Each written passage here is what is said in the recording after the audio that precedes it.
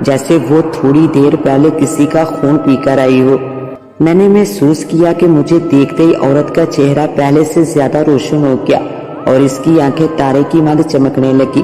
وہ مجھے ٹک ٹکی باندھ کر دیکھنے لگی۔ اس کی نظروں کی تاب نہ لا کر میں نے فوراً اپنی نظریں پھیر لی۔ ان دونوں کا جائزہ لینے میں 1 منٹ سے زیادہ نہیں لگا۔ میں نے رک رک کر اپنا حال سنایا اور صرف 1 رات کے لیے مکان میں پناہ لینے کی درخواست کی۔ جتنی دیر میں بولتا رہا وہ دونوں بے حسبہ حرکت کھڑے میری بات سنتے رہے، اور جب میں چپ ہوا تو 1 لمحہ انتظار کے بعد بغیر آنکھوں والے مرد پر اسرار نے اپنی لمبی لمبی سفید انگلیاں آگے بڑھائی اور میرے چہرے کو ٹٹولنے لگا۔ شاید وہ یہ اندازہ لگا رہا تھا کہ میں کوئی چور بدماش تو نہیں، مگر فوراً ہی اس حسین عورت نے جھک کر مرد کے کان میں آہستہ سے کہا، کافی ہے، اسے اندر آنے دو۔ میں نے یہ فکرہ سن لیا مگر سمجھ نہ سکا کہ کافی ہے سے اس عورت کی کیا مراد تھی۔ مرد ایک طرف کو ہٹ گیا اور مجھے مکان میں داخل ہونے کا اشارہ کیا۔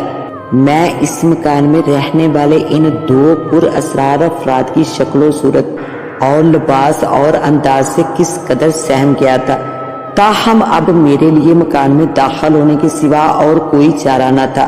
کیا میں اپنے آپ کو اس ویران اور دلدلی علاقے کے رحم و کرم پر چھوڑ دیتا اور صبح ادھر سے گزرنے والے سردی سے اکڑی ہوئی میری لاش پاتے؟ خدا کا نام لے کر میں مکان میں داخل ہو گیا۔ مجھے معلوم نہیں کہ وہ سفید چہرے والا پر اسرار مرد کس طرف کو چلا گیا، البتہ عورت نے مجھے اپنے پیچھے پیچھے آنے کا اشارہ کیا اور پہلی منزل کے ایک کمرے میں لے گئی۔ میں نے دیکھا کہ چلتے ہوئے اس کے پیروں سے ہلکی سی آہٹ بھی پیدا نہیں ہوتی تھی۔ ابتدا میں بے شمار بڑے بڑے کمرے تھے۔ وہ مجھے جس کمرے میں لے گئی شاید وہ خوابگاہ کے طور پر استعمال ہوتا تھا، کیونکہ میں نے ایک ہی نظر میں دیکھ لیا کہ کمرے کے ایک گوشے میں نہایت آرام دہ بستر موجود تھا، اور وہ مسہری جس پر بستر بچھا ہوا تھا فرش زمین سے کئی فٹ اونچی اور اتنی ہی بڑی تھی کہ اس پر ایک وقت 4-5 افراد آسانی سے سو سکتے تھے۔ عورت کمرے سے داخل نہیں ہوئی بلکہ دروازے ہی میں رک گئی۔ اس کے لبوں پر ایک عجیب پر اسرار مسکراہٹ پیدا ہوئی۔ اس نے گردن کے اشارے سے رخصتی سلام کیا اور واپس مڑنے ہی والی تھی کہ میں نے جلدی سے نہایت عاجزانہ انداز میں درخواست کی، کیا کھانے کے لیے کچھ مل سکتا ہے؟ عورت نے نفی میں سر ہلایا۔ میری یہ درخواست بیکار ثابت ہوئی۔ اس کے سرخ سرخ لبوں پر مزید تبسم چھا گیا، یہاں تک کہ مجھے اس کے سفید چمکیلے دانت دکھائی دیے جو غیر معمولی طور پر لمبے اور نکیلے تھے۔ پھر اس نے دروازہ بند کیا اور چلی گئی۔ اب میں کمرے میں تنہا تھا۔ میں نے کمرے میں چاروں اطراف گھومتی ہوئی نظر ڈالی۔ یہ ایک وسیع و عریض کمرہ تھا۔ ایک گوشے میں ہاتھ منہ دھونے کی ایک چھوٹی سی میز لگی ہوئی تھی جس کے قریب ہی چند تولیے لٹک رہے تھے۔ جنوبی دیوار کے ساتھ ساتھ پرانی طرز کی کئی بڑی بڑی کرسیاں بھی ایک قطار میں رکھی تھی، اور اس کے مقابل ایک دیوار کے ساتھ لکڑی کی بنی ہوئی ایک بے حد مضبوط اور باری الماری رکھی تھی۔ مسہری کا ذکر میں پہلے ہی کر چکا ہوں۔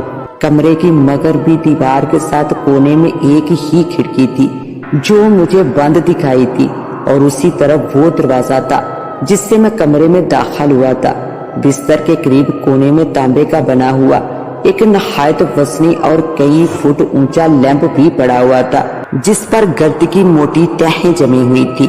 زرد روشنی میں کمرے کی تمام چیزیں مجھے ایک خواب کی مانند دکھائی دے رہی تھی۔ مشرق کی دیوار کے ساتھ کوئی شے نہ تھی، البتہ ایک چھوٹا سا دروازہ ضرور دکھائی دیا جس میں قفل لگا ہوا تھا۔ میں نے ایک سوراخ میں سے جھانک کر دیکھنے کی کوشش کی مگر کچھ دکھائی نہ دیا کہ اس کمرے میں کیا ہے، کیونکہ وہاں بڑا اندھیرا تھا۔ شدید تھکن کے باعث میرا جسم ٹوٹ چکا تھا اور میرے کپڑے خاک دھول میں اٹک گئے تھے۔ میں نے سوچا اگر اس وقت گرم گرم پانی سے نہا لوں تو کیا ہی اچھا ہو، مگر افسوس کہ یہاں نہانے کا کوئی انتظام نہیں۔ میں نے سونے کی تیاریاں شروع کر دی اور اپنا کوٹ اتارا جب مجھے پھر حسینہ کا خیال آیا جو مجھے اس کمرے میں پہنچا کر گئی تھی۔